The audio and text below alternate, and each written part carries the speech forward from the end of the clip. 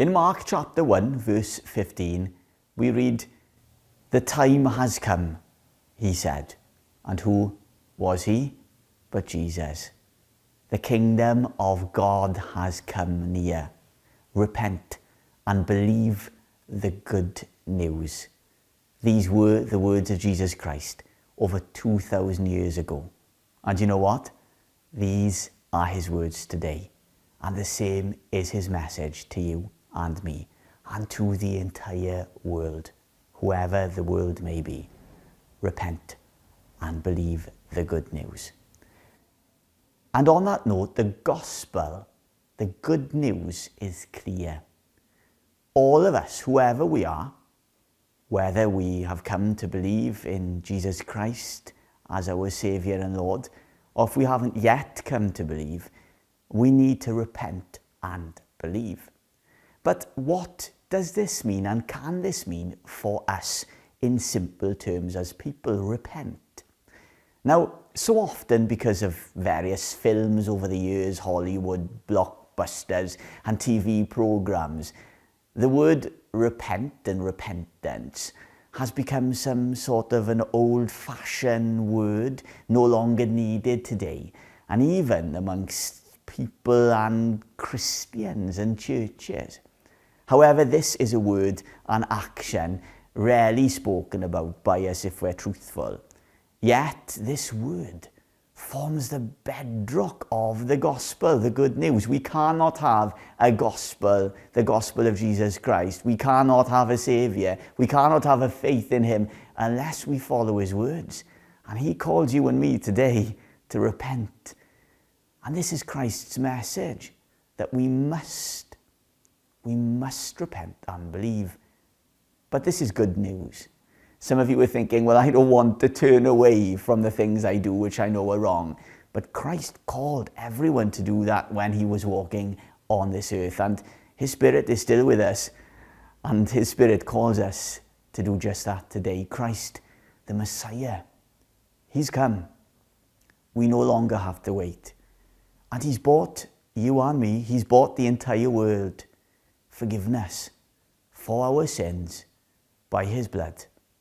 And he will come again one day, soon, in glory. By his name and through faith in him only, the Bible tells us, we will receive the free gift of God, which is eternal life, salvation, which means you and me will be safe forever in life and in death with Christ, who is our righteousness. Now, none of us are perfect. None of us have been perfect in life. I've made mistakes. So have you, if you're truthful. But Christ doesn't call perfect people to himself. And the Bible tells us this. He calls the tax collector, the man who was hated by those around him. He calls the prostitute to himself. He calls the addict. He calls the one who is struggling with his or her health to himself. He calls us all to himself to receive this free gift of God, not just the perfect or those who think they're perfect. He calls everyone. Now that should challenge us as Christians. And I hope that challenges you today. If you are listening and you are not a Christian, he's calling you. You only have to have a willingness to listen to his still, calm voice through the Holy Spirit and the Word. Jesus' word that I'm revealing to you today, who's calling you to repent and believe in this one God. This one God, and that's what Christians believe, that there is one God, and he is the Father of our Lord Jesus Christ, the promised Messiah. And you know what? There is one way to the Father, only one way to God. That's what the gospel tells us, and that is through the Son. So, in other words, we can come to God only through Jesus Christ. And that's the importance of praying to God in Jesus' name. There is only one way to the throne of grace, and that is Jesus Christ. Now, Jesus tells us plainly throughout the Gospels to repent before we do anything else. Now, before people were baptized in the Jordan, they had to repent.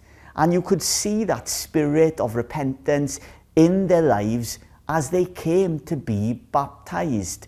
Now, this would have been painful for them, for that meant that they would have to turn away from everything that they had previously followed and done that was against the gospel of Jesus. Think of Zacchaeus, that tax collector. Think of Levi, otherwise known as Matthew, a tax collector.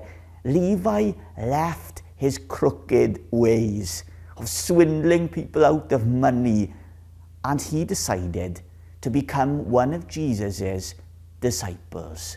He left his old life and he received new life in the one who offered it to him like no one else before. That was Jesus. Now, this turning away from his crooked ways of collecting too much money from people on the outskirts of society, well, it would have been hard for Levi. It would have been hard for him to turn away from his old life and to follow Christ. But he did that because Jesus called him. Now, with the church here in Crynant, when I speak about repentance, I like to use the word U-turn whilst referring to repentance, because for me it is a word understood by everyone, especially drivers and bad drivers who go the wrong way up a one-way street. We've all done a U-turn, haven't we, in the car? And this illustration of driving and then making a conscious effort to stop.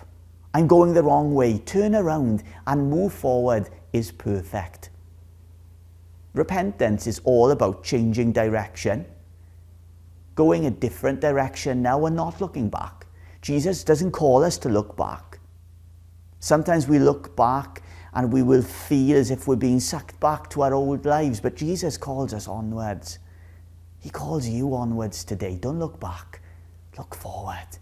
Anything's possible with me. Keep on moving forward, hand in hand with me, step by step with me.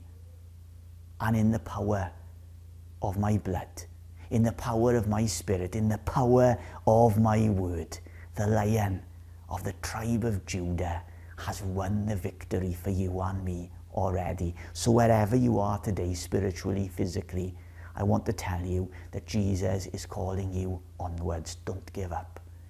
And Christ is clear. Christ is clear in his word that no one, you see, is able to come to faith without the spirit of repentance. That's why I'm telling you today, don't give up. It is impossible today like it was yesterday when Christ met with other sinners like you and me, such as Levi the tax collector that I've spoken about, who left his ways and followed him. And how, like I also noted, how can we forget that little dot of a tax collector, Zacchaeus, who likewise left his old ways and followed Christ after climbing up a sycamore fig tree in order just to have a glimpse of Jesus and hear him preach. Jesus noticed that little dot of a tax collector up that tree searching for something, and he called him down. He called him down. He showed Zacchaeus that he cared for him, that he valued him, that he loved him, and he shared a feast with him that night. Now, if we've grown up in chapel like I have, or have come to faith later on, praise God, we still need a spirit of repentance, a spirit of making U-turns, and a willingness to make U-turns too, understanding that we are not perfect. I mess up every day. But thanks be to God, God's given me a spirit of thought and meditation, that at the end of the day I will meditate upon my actions and think about, what did I do to show God today? And what did I do that didn't show God? And then I pray to God for power and strength to move forward in a different way.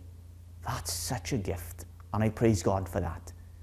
And like I said, as Christians, we will slip up, but this shouldn't be our excuse or our aim. For instance, well, I'm not perfect, I'm going to make a mistake.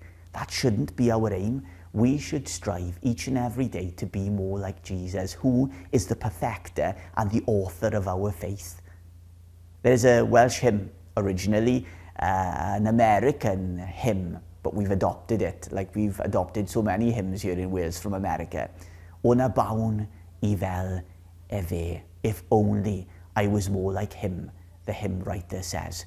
And that is a verse of scripture, that is a verse of a hymn that we need to remember each and every day. If only I was more like him. God, make me more like your son. That's a dangerous thing to ask, because we need to be ready to be made more like Jesus. But what a blessing. Even during our mistakes, we need to acknowledge them, whilst gazing, as I've noted, upon the perfect example of Jesus Christ. Iesu Christ, ona bawn I fel e fe. And Jesus Christ was he was without sin. U-turns can be made today for everyone in society. And if we look at Wales today, if we look at the problems in society, we can see that everyone needs to make U-turns in some way. U-turns away from addiction, drug addiction, alcohol addiction. If you are addicted today, I want you to know Jesus loves you. If you are filled with the spirit of unbelief and you're listening to me and you're thinking, what a load of nonsense. Well, praise God that you're listening.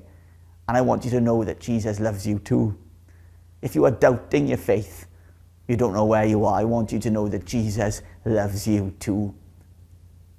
People who are going through some sort of immorality at the moment, they can make U-turns, just like the people filled with unbelief and doubt. If we have a spirit of self-pride, I don't need God, I'm fine as I am. You can make a U-turn. If we are unfaithful in any way at all, or have been unfaithful, I want you to know that there's time and there's room in God's heart and in God's mind today for you to make a U-turn also. A U-turn to him, to gaze upon his face. And he is a non-judgmental God who welcomes everyone, despite their mistakes, to him. And these examples are just a few. I wonder what U-turns are on your heart to be made today. I have things that I need to change in my life, and I praise God that he's put them on my heart. I wonder how you, in moving forward, will make a U-turn to fix your attention now on the things of heaven. And you know what? The things of heaven are good, and they are pure, and they are sweet. There is a better life available to us in the world in Christ. Which leads me on to this. When we are believers, we simply cannot just carry on as we always did. We cannot just carry on in our flesh, because by the power of the Holy Spirit, we will be convicted to make U-turns. I've been there as a Christian. The Holy Spirit's convicted me of things I need to change, but I decided to not listen. But in the end, I came to listen, praise God. Because I can tell you one thing, I wouldn't be here today speaking to you. And he calls us, to U-turns. The Holy Spirit convicts us of things in our lives because he wants us to live in peace. He wants us to have peace in our hearts. And the gospel is all about men and women from every background, as I've noted, coming to God, finding peace in God through Jesus Christ, the Saviour, the one who saved us from the world to the things of heaven. Now the Word will tell you that there's hope, but the world will tell you that there is no need for such action as making U-turns. Even as Christians, sometimes we will be told, carry on as you are. But deep down, we know, and the church knows, that Christ calls us all to repentance today, as he did yesterday. Repent and be baptized. The time has come. I wonder what U-turn God is calling you to today. What are you going to change in your life? What am I going to change? People changed in the word. Zacchaeus, Levi, they turned away, and in turning away, they found the greatest blessing ever bestowed upon their lives, which was the love of Jesus. So meditate, pray, and act. Make the U-turn today. Don't wait a day longer. The time is now. And be filled with the joy of knowing Jesus Christ, which is a joy that lasts for eternity. The road of making U-turns, the road of repentance, is a hard road. I'm going to warn you, as we turn away from those things that keep us from God and knowing his love.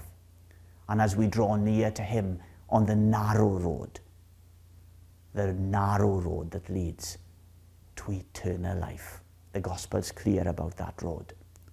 So come close to God, and God will come close to you, James says.